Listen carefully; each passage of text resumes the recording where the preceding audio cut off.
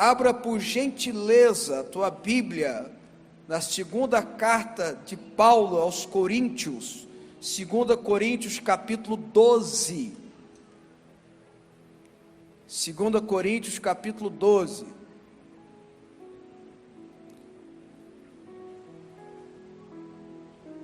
É o 8º livro do Novo Testamento, né? 4 evangelhos, Romanos, Atos, Romanos, 1 Coríntios, 2 Coríntios.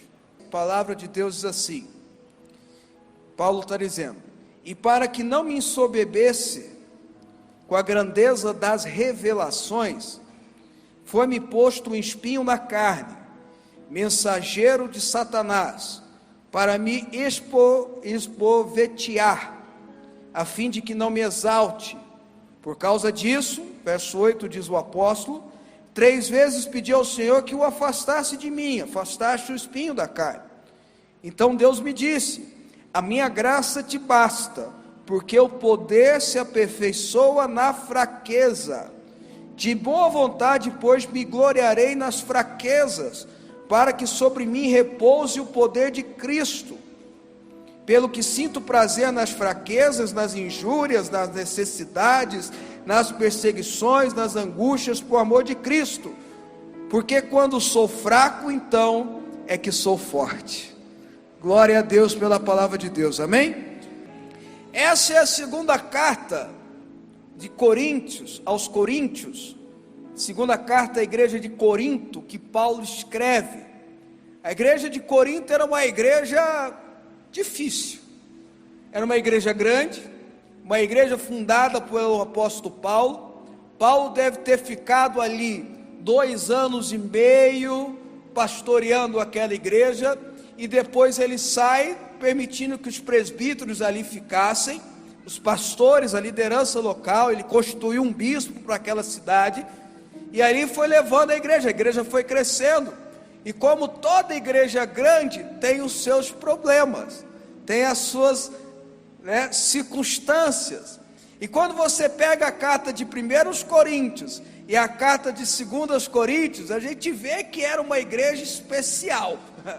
Era uma igreja que o apóstolo Paulo falava sobre moralidade, era a igreja que o apóstolo Paulo falava de dons espirituais também, era uma igreja que o apóstolo Paulo tentava resolver as facções internas, o que a gente chama hoje de panelinhas, tentava trazer soluções para o que acontecia naquela época. Se vocês acham que é só hoje que tem fofoca, se você acha que é só hoje que tem essas panelinhas, irmão, panelinha, fofoca, facção, essas coisas existem desde quando gente é gente.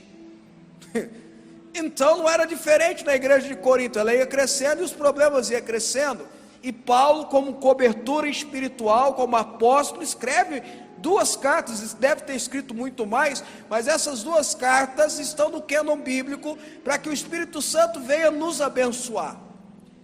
E essa carta do Coríntios, ela tem uma coisa muito especial, pelo menos chama muito a minha atenção, a despedida que Paulo escreve, o tempo que ele reservou na sua escrita para fazer o final do texto. Ela acaba em 1 Coríntios 13, mas para você ter uma ideia, se você for fazer uma interpretação textual, você vai ver que o encerramento da carta começa no capítulo 10 e vai até o capítulo 13. São 4 capítulos que Paulo vai encerrando a carta. E nesse encerramento dessa carta, dessa escrita, Paulo traz algumas informações. Até eu quero fazer um contexto, mas um contexto já dentro da pregação para os irmãos, para vocês entenderem por que Paulo fala do espinho da carne dele, por que Paulo fala de Deus trazer uma mensagem ao coração dele, ao espírito dele, dizendo que a graça de Deus basta. Por que Deus fala para ele, e ele entende no seu espírito, que o poder de Deus se aperfeiçoa enquanto ele se sente fraco. E está mais ou menos no encerramento da carta que Paulo vai trazendo essa revelação. Primeiro lá, para você ter uma ideia, não precisa abrir, mas no capítulo 10, no verso 3 ao 5, o apóstolo Paulo vai falando das armas da nossa milícia, das armas que nós temos que usar na nossa guerra espiritual, na nossa guerra diária. Ele fala: as nossas armas, a arma da nossa milícia não são carnais e sim espirituais. Eu ajo espiritualmente, eu ajo na oração, eu ajo na declaração profética, eu ajo dentro da igreja, eu não ajo pegando as minhas mãos e indo resolver de qualquer jeito. Eu resolvo orando, eu resolvo profetizando, eu resolvo declarando. E ele vai ensinando que essas armas espirituais têm finalidades específicas. Depois você pode estudar na sua casa. Ele fala que essas armas espirituais foram dadas para destruir sofismos, pensamentos equivocados de nós mesmos, para destruir fortalezas espirituais, algo fundamental, porque existem fortalezas espirituais que foram feitas para nos barrar, e a Bíblia vai ensinando formas de destruí-las. O diabo tem o maior interesse, e o reino das trevas tem o maior interesse em que você não cresça, em que você não se desenvolva, sobretudo espiritualmente, porque quanto mais você desenvolve espiritualmente, mais você tem condição de, em nome de Jesus, subjugar essas forças malignas, e você cresce.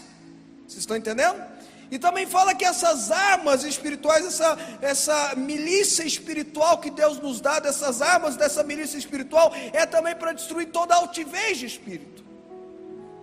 Então Paulo começa a descrever essa despedida da carta falando sobre essas armas. E aí no verso 3 ele fala da esfera de ação apostólica, que ele estava inserido numa esfera de ação apostólica. Em outras palavras, Paulo estava dizendo para a igreja assim: olha, cada macaco no seu galho, cada um no seu quadrado, cada um age naquilo que foi chamado. Se todo mundo ficar agindo onde for chamado, não vai ter tantas brigas. Se todo mundo cuidar do seu espaço, não vai ter tanta facção, não vai ter tanta adversidade. As suas adversidades serão espirituais, se cada um fazer a sua parte.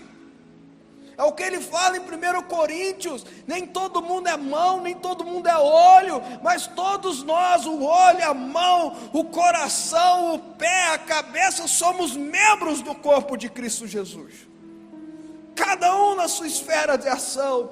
E aí Paulo fala no capítulo 10 também, no verso 17, que todos nós devemos nos gloriar em Deus.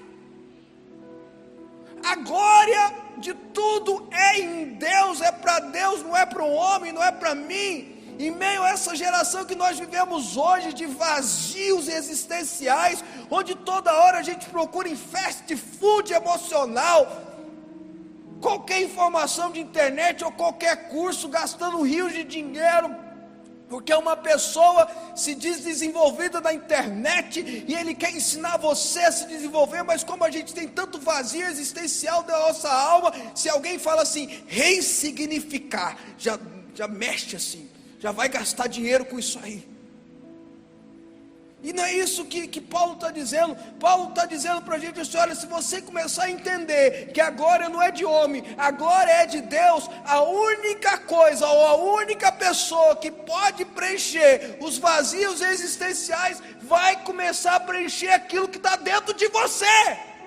Só Deus preenche vazios. Vocês me desculpam, viu, irmãos? Eu fiz um desabafo aqui agora. É porque quando começa a falar de ressignificar, para mim dá até assim uns tiririque. Só Deus pode preencher vazios. Paulo fala: a glória é de Deus, a glória não é do homem. Tira o foco de trazer a glória para você, começa a colocar o foco em trazer a glória para Deus.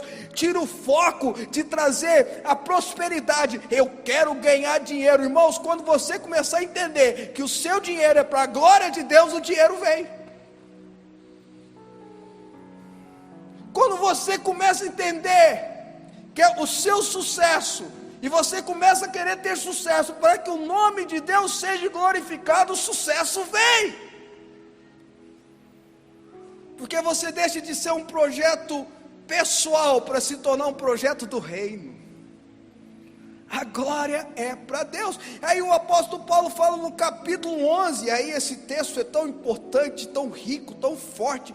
No verso 2 ao verso 11, 2 ao 6, ele começa a falar que a única coisa que dá medo em Paulo, Você há de ouvir comigo que Paulo era um homem corajoso pra caramba. Se você for estudar a vida de Paulo, você vê que ele encarava todo tipo de coisa. Paulo era perseguido, chicoteado, preso. Paulo passou por todo tipo de provações que você imaginar, sejam elas físicas, emocionais, sejam elas espirituais. As piores guerras que ele enfrentava foram as espirituais. Paulo passava por todo tipo de situação que inimagináveis, e sempre com muita coragem, intrepidez, ousadia. Se tem uma coisa que Paulo não tinha medo, era de homem e do diabo. Duas coisas que Paulo não tinha medo: homem e diabo. Paulo, quando viu que podia ser liberto, ele apelou para César. Ele queria ser julgado lá por Nero. A coragem de Paulo era uma coisa tremenda, mas nesse texto ele fala de algo que dá medo nele. Paulo não tinha medo do diabo, mas ele tinha medo que o homem fosse enganado. Ele tinha medo do engano. Então ele diz lá em 2 Coríntios capítulo 11, verso 2 ao 6, que ele temia que nós fôssemos enganados da mesma forma que a serpente enganou Eva, e assim fôssemos afastados da simplicidade que é o Evangelho. E aí leva a gente aqui hoje a refletir da importância que é de nós todos cristãos, discípulos de Jesus, não permitir que o diabo nos engane e nos afaste da simplicidade que é o Evangelho de Deus. Quem está comigo aqui? Deixa eu ver. Não permitir que nós sejamos enganados. E olha, vamos estudar um pouquinho como é que Eva. Eu sei que agora começou a novela da Record, não é? Gênesis, teve até a cena lá de Eva, Adão, e eu não assisti, mas teve a cena, e não tem problema assistir não, mas eu só estou lembrando aqui, que eu vi que teve muitos comentários sobre aquela cena, e isso é importante, é bom que vai criando um pouquinho, pelo menos de raciocínio naquilo lá. Como é que a serpente enganou Eva e Adão? Porque a Bíblia diz que Adão estava junto com Eva, tá? A Bíblia não traz essa distinção não, Adão estava junto com Eva. Mas quem conversou com a serpente de fato foi Eva. Mas como que foi o engano? O engano foi em cima de meia verdade. O engano foi em cima de meia verdade. Ela não foi em cima de uma mentira, porque talvez a mentira de alguém que tinha um relacionamento com Deus, como Adão e Eva tinha, e Adão e Eva tinham um grande relacionamento com Deus, todo dia, 6 horas da tarde, na viração do dia, Deus ia lá discipular Adão e Eva. A presença de Deus era manifesta. Deus estava ali conversando com Adão e Eva. Era essa intimidade, esse relacionamento que Deus gostaria de ter conosco, de todos os dias estar na viração do dia, conversando com a gente, perguntando para a gente como é que você está, ministrando sobre nós a sua graça, o seu amor, a assunção, o seu poder.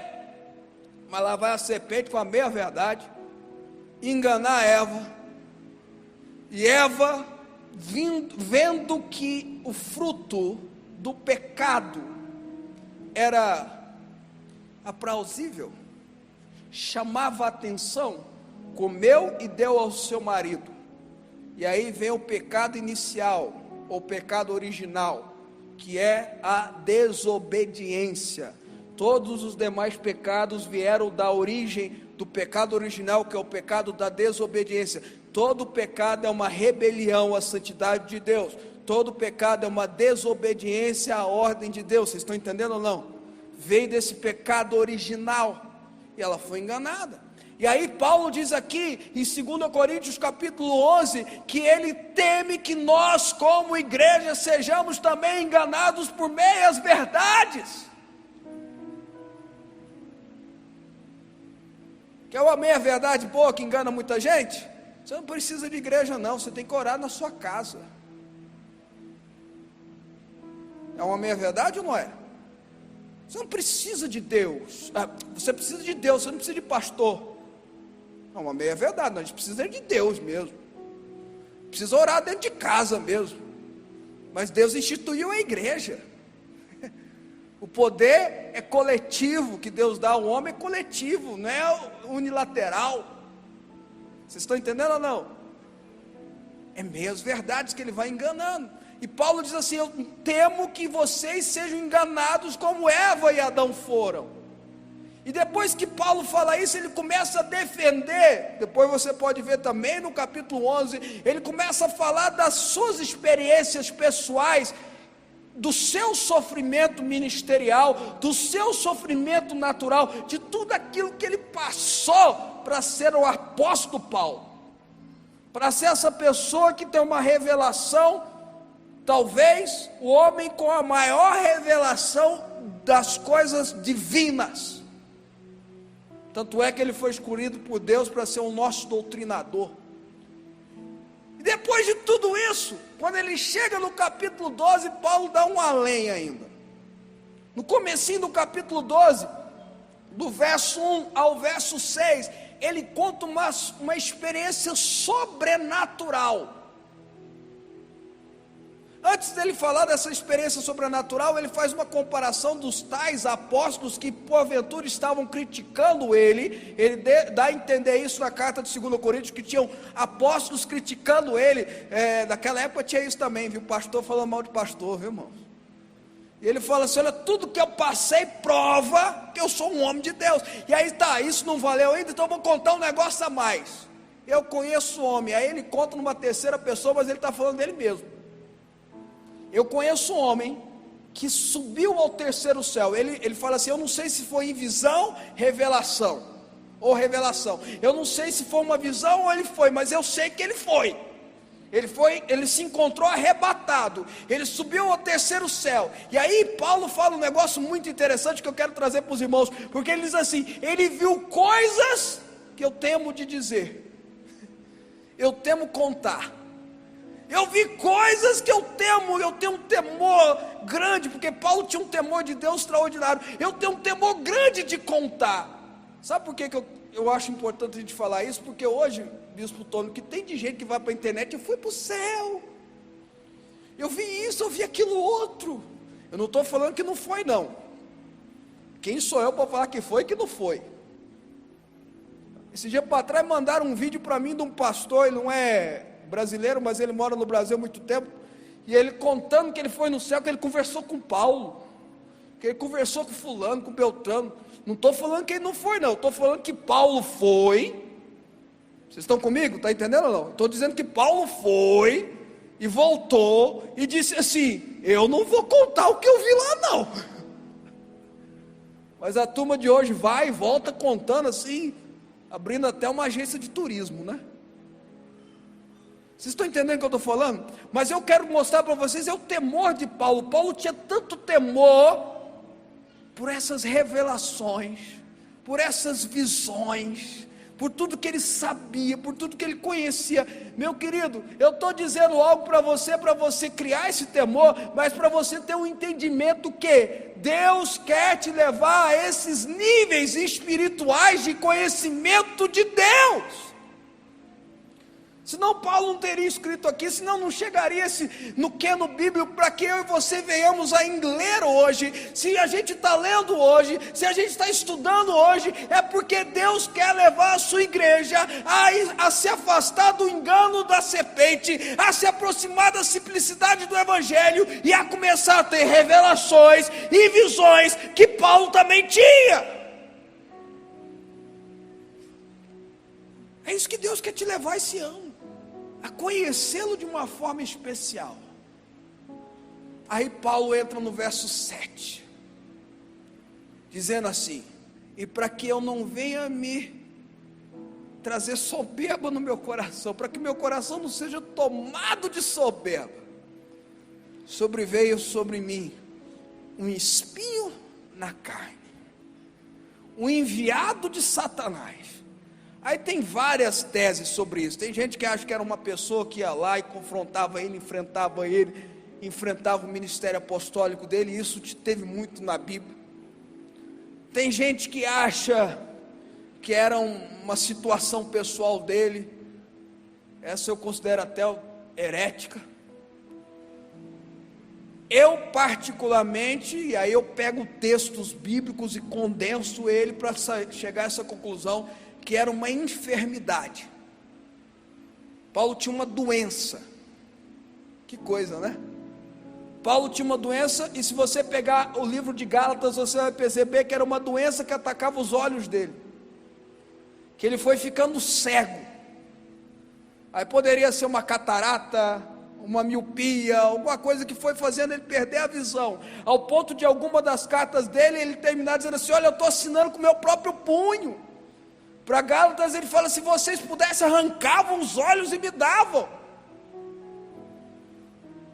E a Bíblia diz que Paulo, é bom a gente falar isso, irmãos, eu gosto de pegar esses textos e trazerem, porque às vezes você pensa que pelo fato de você estar doente, você está em pecado, pelo fato de você estar doente, Deus não te ama, pelo fato de você estar enfrentando alguma adversidade, algum problema físico, Deus esqueceu de vocês. Paulo,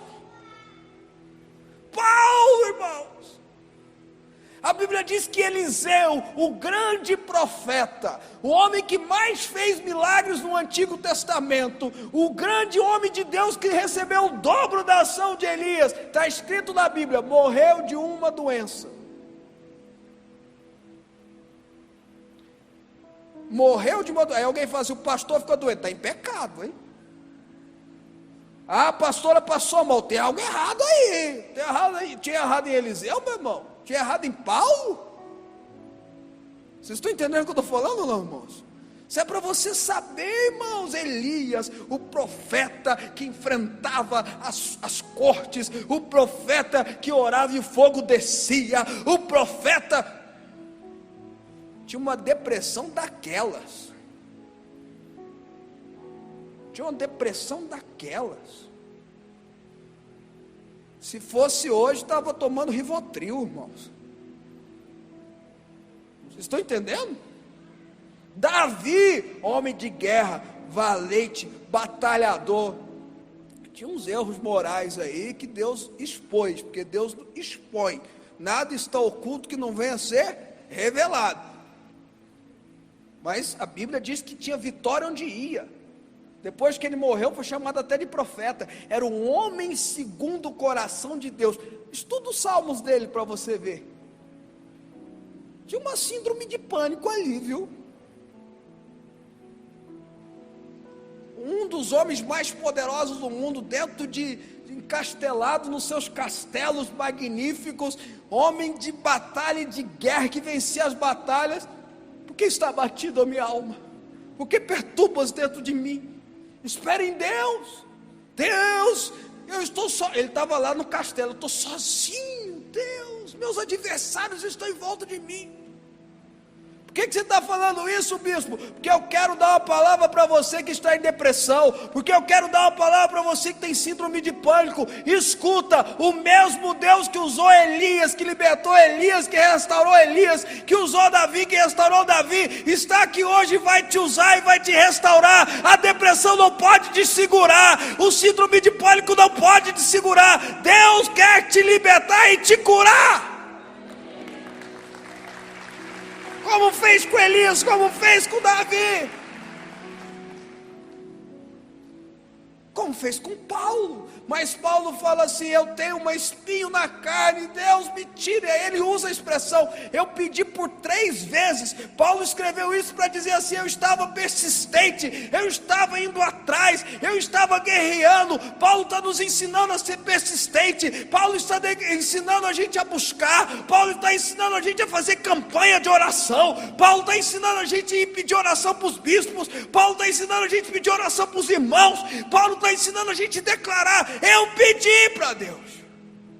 E não foi só uma vez, foi 2, foi 3 vezes, e Deus respondeu: não. Irmãos, Deus responde não. Por favor, olha aqui para mim. Isso vai ser libertador na tua vida. Deus responde não também. Ele responde sim, e ele responde não. E por que ele responde sim? E por que ele responde não? Porque ele é um bom pai. E um bom pai, humano, Jesus faz essa comparação: vocês que são maus, sabem fazer coisas boas para os seus filhos, vocês que são maus, sabem dizer não quando necessário, sabem dizer sim quando necessário, quanto mais Deus.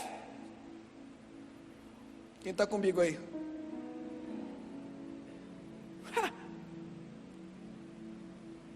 Então Deus responde: não, Paulo. Olha só, a minha graça te basta. O que eu fiz na tua vida, eu te salvei, eu te redimi, eu te transformei de Saulo para Paulo, de perseguidor para o apóstolo que escreveu 1 Coríntios 13, que lá está escrito lá sobre o amor. Eu te transformei num homem sanguinário, num homem que diz assim: tem de paz com todos os homens. Eu te transformei numa pessoa pária para uma pessoa recebida e aceitável. Eu te transformei num homem que não cria em Jesus, num homem que mais ministrou cura através de Jesus.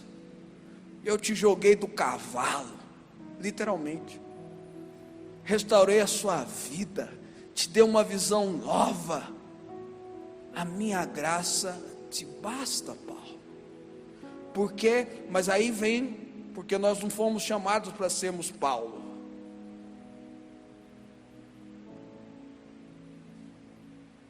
Paulo morreu, segundo a história, decapitado por ordem de Nero.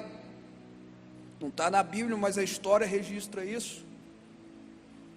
Nosso chamado é para ter a intimidade que Paulo teve, nosso chamado é para ter a revelação que Paulo teve, mas não necessariamente no mesmo destino natural, mas sim necessariamente o mesmo destino espiritual.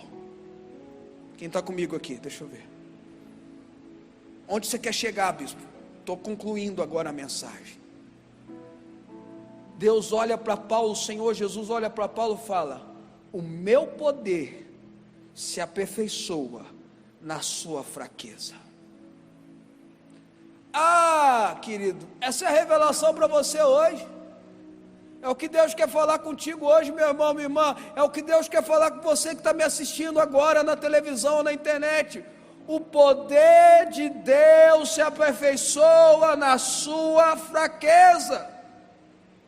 Aí Paulo reage de outra forma.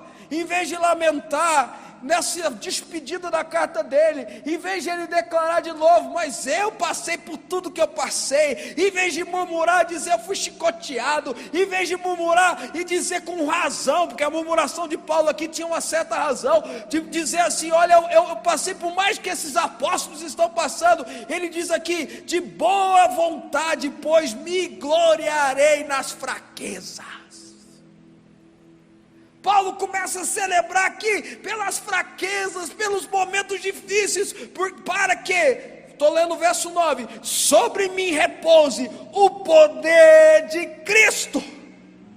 Eu vou celebrar por esses momentos difíceis que eu estou passando, eu vou celebrar pelos momentos de lutas que eu estou passando, eu vou celebrar a Deus por todos os enfrentamentos que eu estou passando, porque enquanto eu estou passando por esses momentos, e o que Paulo chama de breve e momentânea tribulação, enquanto eu estou passando por isso, Deus está se aperfeiçoando, Deus está me aperfeiçoando, Deus está derramando sobre mim poder.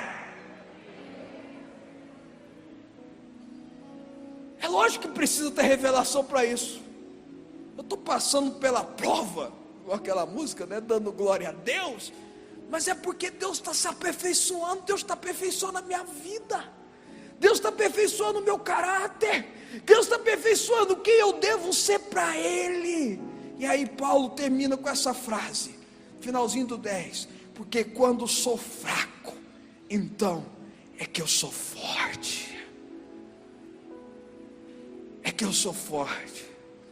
Sabe, irmãos, nós estamos falando do homem que que as pessoas pegavam o lenço dele e levavam para outro, e os demônios saíam correndo.